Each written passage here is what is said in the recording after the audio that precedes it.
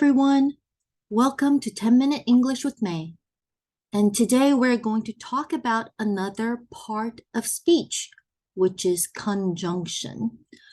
All right, so we have two types of conjunction. The first is called coordinating conjunction or coordinators. The second type is called subordinating conjunction or subordinators. So what do conjunctions do? Conjunctions actually connect group of words or ideas together. All right, so we will see how coordinators and subordinators connect words and ideas differently. So, coordinators. We have our 7 main coordinators called fanboys. So fanboys each alphabet stands for one type of coordinator. For, and,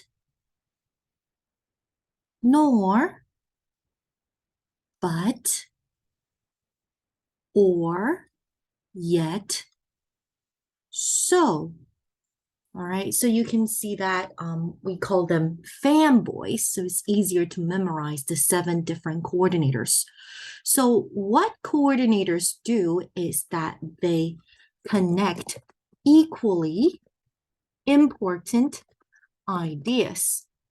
So I'm sure you guys are familiar with some of the more common ones like and, or, but. Right? We learned them back in elementary school. So when do we use and? We can use them to join compound subject. Bob and Jean are friends. So do you see how the two words are equally important? Because they're both subjects, right? And of course, we can also use and or but to join compound verbs. Bob sings and dances. So in this case, both verbs, they are also equally important. And of course, we can use them to join adjectives, modifiers, right? Mary is a tall, smart woman, or tall and smart woman. So in this case, we're joining the two adjectives, the two modifiers. Okay, so when it comes to fanboys, there is a very important formula you want to memorize, especially for SAT test. All right, so comma, fanboys equals semicolon equals period. So what does a period do? I'm sure we all know that a period is used at the end of a complete sentence. So treat semicolon and comma fanboys the same. You can only use them to join two complete sentences.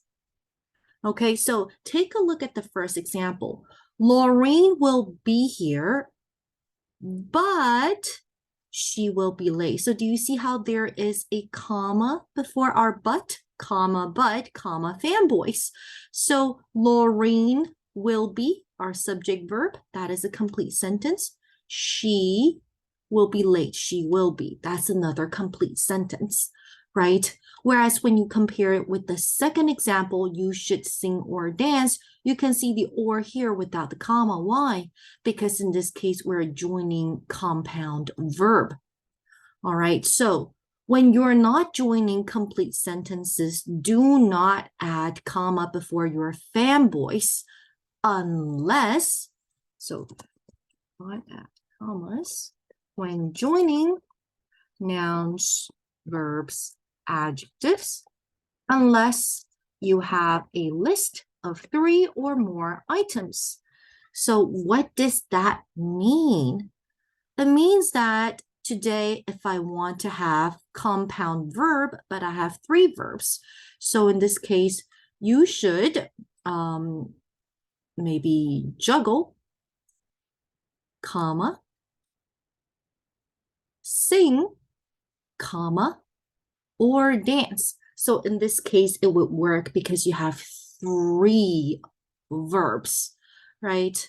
All right, so let's take a look at the third example sentence. We spent several hours visiting galleries and antique shops. So again, you can see the and here are fanboys without the comma. Why is that? Because we're not joining two complete sentences and we don't have a list of three or more items.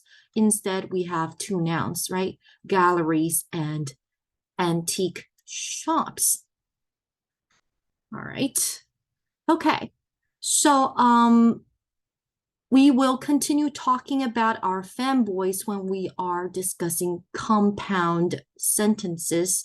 But I want you guys to keep in mind that certain words can be more than one part of speech. So for example, most of you are used to using for as a preposition, right? I bought this gift for you. So this is not a coordinating conjunction. When you're using for as a conjunction, it indicates a cause and effect relationship. All right, so for example, Japanese people live longer or they eat a healthier diet. So in this case, you can replace the comma for with because. All right, so again, I have a comma before my fanboys because I have complete sentence before and after. All right, so do not use just the comma to join complete sentences. All right, it's either comma fanboys, semicolon, or a period.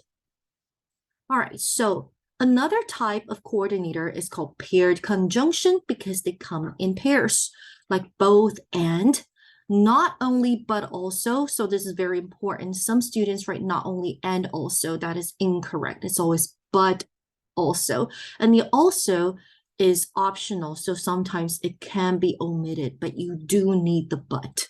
All right, and of course, either or, neither nor, just as, so too. Okay, so let's take a look at the example sentence. Professor Sally's seminars are not only interesting, but also informative, right? In this case, it is joining adjective and adjective. So that is what we mean by parallel structure here at the bottom. When you have coordinators, particularly and or but, and our paired conjunction, you have to make sure that they are joining parallel items. So adjectives with adjectives, nouns with nouns, phrases with phrases, and clauses with clauses. Okay, so a pair conjunction that some of you guys might not be familiar with would be just as, so too. So this is when we're making comparison. So maybe I can say just as basketball is popular in the States, so too is soccer in the, soccer typo in the UK. All right, so that's just as, so too. And remember that we briefly mentioned either or and neither nor when we are talking about our indefinite pronouns. So make sure you go back and review that lesson. All right. Compare with indefinite pronouns, either and neither. All right. So they are not the same thing. All right. Now, the next conjunction is called subordinators. So unlike coordinators, which join equally important ideas, subordinators, they create or they link a less important idea to our independent clause, or that is our main idea. All right, so we will continue discussing what a clause is, especially what an independent clause is later on. But just keep in mind, whenever you see subordinators, that indicates this clause is less important. We call that a dependent clause. Okay, so create a dependent clause. Okay. So as you can see here, we have a lot of different subordinators, and the list on the slide, this is not complete. So there are a lot more. When we're trying to convey time relationship, we have since, after, before, when, whenever, until, while, as soon as, and more. When we're talking about concession, right, like contrasting relationship, we have even though, although, and though. And when we're talking about place, we have where, wherever, so on and so forth. And hypothetical, we have if, unless. And for purpose, we have in order that and so that. So we'll continue discussing this when we are addressing adverbial clause, which is a type of dependent clause, in the following few weeks. So don't worry about it. All right. So now, let's look at the first example sentence. When we left New York, we were exhausted. So you can see that we have a subordinator here, when, right? And remember that when you have a subordinator, you need to have subject verb after because it starts a clause. Even though it's a dependent clause, it's not a sentence, it's still a clause, and a clause needs subject verb. All right, so in this case, we know that when we left New York, this is our less important idea. So what is the important idea? It's the independent clause. We were exhausted. All right. So dependent, independent. Okay.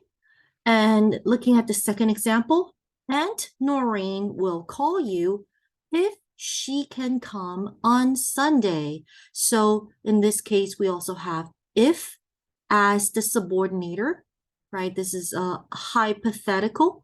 So from if all the way to Sunday, this is our less important idea because it's our dependent clause.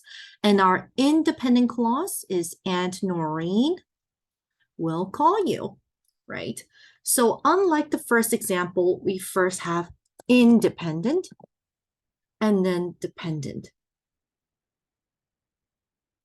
Okay, so I hope you can see what the difference is between the first two sentences in terms of punctuation. So you can see in the first example, we have a comma. All right, so this is actually called the introducer comma, and we'll talk more about that when we are talking about punctuation. But most of the time, remember, this doesn't work 100% of the time, but a general rule is that when you have a dependent clause, the one with the subordinator in front, when you have dependent clause at the beginning, you want an introducer comma, and then you can have your independent clause.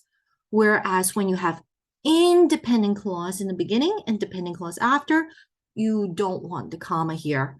All right, so you can memorize this formula again, D comma I and ID. All right.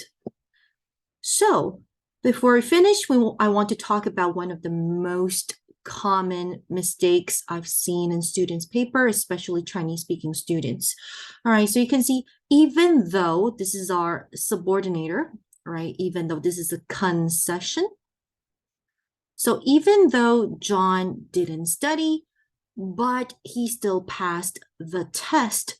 So it doesn't work. This is grammatically incorrect, right?